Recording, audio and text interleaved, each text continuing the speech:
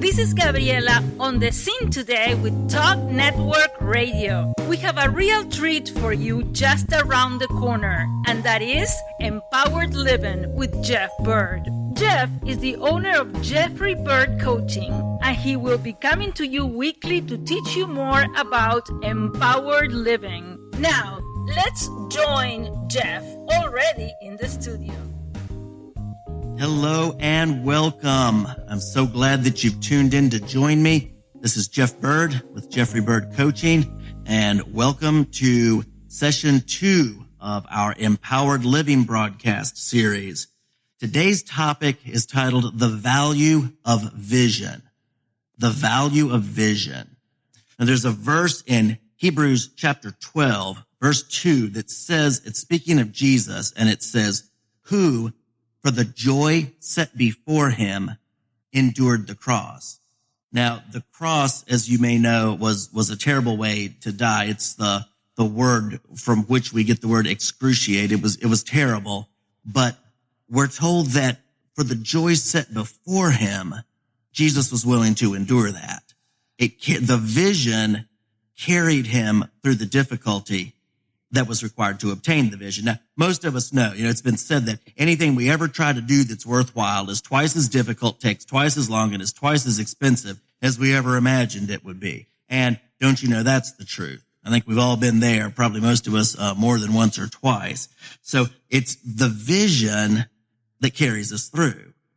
And you get halfway through building a house and you've exhausted your resources. Well, is the vision of that house finished? And all the joy that's going to bring, is it valuable enough to you to carry you through? How valuable is the vision? So there's 4 questions I want to ask you about vision today. Number 1 is, what is your vision? What is your vision of the future? What does it look like to you? Amazingly enough, this has always surprised me that I've asked numerous people, and they say, well, I really don't know. Don't have a very clear sense of purpose. I don't have a clear picture of vision. I'm just kind of doing the same thing every day, going through the routine, kind of like the hamster in the hamster wheel. I'm not really trying to get any place in particular. Okay, so what is your vision? Do you have a vision, and what is that vision? And second, why is your vision important to you? Why is your vision important? Number 3, who does your vision benefit? Who does your vision benefit? When we look at the verse in Hebrews that I just read, and we look at Jesus, his vision benefited the entire world.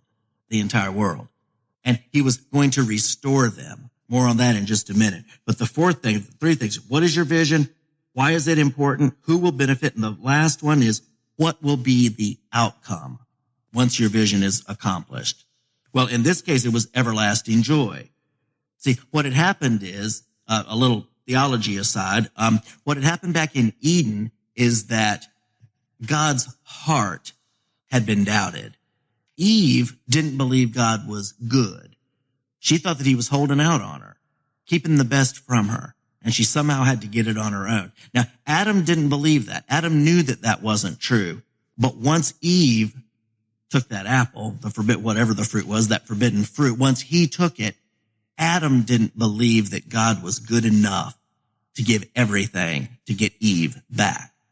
He knew God was good, but he didn't believe he was good enough. Now, what Jesus was going to do is restore the understanding of the Father's heart to all mankind. He was going to redeem us. And as he died in our place, he was going to show us, this is the true depth of my heart. This is how good I am. I'm both good and I am good enough. That's what he revealed. But a few things about vision. Number 1, vision sustains us through the difficulty of the process. Vision sustains us through the difficulty of the process, because anything meaningful is going to have a process. My wife is an artist, and it's very interesting to watch art progress sometimes. And on everything that she tries to create, that she does create, she goes through what she calls an ugly phase, where it's just kind of a mess on the canvas. It's all the preliminary stuff and the beauty and the definition and the clarity. It hasn't come to the forefront yet. It just kind of looks like a mess. She calls it the ugly phase. Almost everything that we go through in life that's valuable is going to have an ugly phase. Whatever it is that you want to do that's really meaningful is going to have an ugly phase. And the vision is going to sustain us through the difficulty of that process. Meaningful vision as we see in the verse before us, meaningful vision produces endurance. So that's why it's so important. That's why I started with those 4 questions. What is your vision? Why is it important? Who will benefit? What will be the outcome? Because the more meaningful those answers are, the better off you're going to be when you hit the challenges, and keep that vision in front of you. Second thing is, our belief system. I'm going to refer to that as our BS. I borrowed that from a friend, Paul Martinelli. Our BS, our belief system, will be tested during the trials of the process on the path to the vision. We're going to ask questions like, is it worth it? Is this really worth it? Is it going to make any difference at all? This vision I have and what I'm trying to do, is it really worth it? Is it really going to matter? Is it going to impact people? Is it going to help anybody? Is it really worth it? Is it even possible? Wow, maybe I just, had some grandiose visions of being able to do this, and wow, who did I think I am? That's what we talked about on the last episode. Who do you think you are? Wow, maybe I just had, some really too big dreams, and that maybe it's not even possible. But the question that I think that it brings up that's really the deepest is, am I adequate? Am I adequate? Am I even up to this task? Do I have what it takes? Because those voices will come in, those negative beliefs and limiting beliefs, negative self-judgments, those inner critics, they come along and they will start, you can't do it. This is bigger than you. You're not up to this. You don't have the time. You don't have the energy. You don't have the money. You don't have the connections you need. You don't have any of that. But here's what happens. Years ago, I was out in California, and I was up at Sequoia National Park. And I came to find out that these massive sequoias, 275 plus feet tall, thousands of years old, these massive trees, they grow from very tiny seeds. But built into that seed's DNA, if you will, is the vision of a sequoia. And what that little seed that looks nothing like a sequoia does is it keeps vibrating on the frequency of sequoia. And it draws to itself the nutrients that it needs, the water that it needs, the sunlight that it needs. And it keeps doing that. And it starts this little tiny seed. But as it draws what it has available to it, it gets a little bigger. It starts to grow. Now that it grows, it's got more material that can absorb sunlight. It's got a little bit better root system. It can reach to other nutrients that it couldn't reach before. And as it grows a little bit more, the root system develops. And before long, it's got a root system where it's tapped into resources and reserves that it never could have dreamed of as that little seed. But yet it had in its DNA the vision of sequoia. So what's in our vision? What do we believe? What is our belief system about who and whose we are and what we're called to be? And as we start with where we are and start growing and believe, okay, I don't have to be adequate. There's resources around me. When we respond to the call, the resources come. When that seed is planted in our heart of sequoia and we start moving in that direction, more resources are going to come. People are going to come along. Introductions are going to be made. Resources are going to come. Opportunities. It's just the way it works. So we got to keep, just like that little seed keeps in its mind, in its vision, sequoia, we've got to keep that in our hearts too. Whatever your sequoia is, that vision is important. Now, I mentioned calling just a minute ago. If you respond to the call, resources come. And I want to clarify that, what a call is, because there's a million things we can do in life. We might be good if you're gifted, if you're fairly talented. You may be good at many things, but they're not all a call.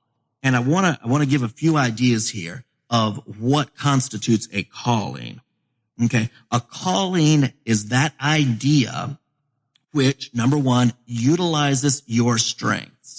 You're not going to be called to something that you're no good at, unless there's some really supernatural equipping. But, at 50 years old now, my calling is not to be an Olympic gymnast. I know that. I'm no good at it. I have no strength in that area. I don't really care to.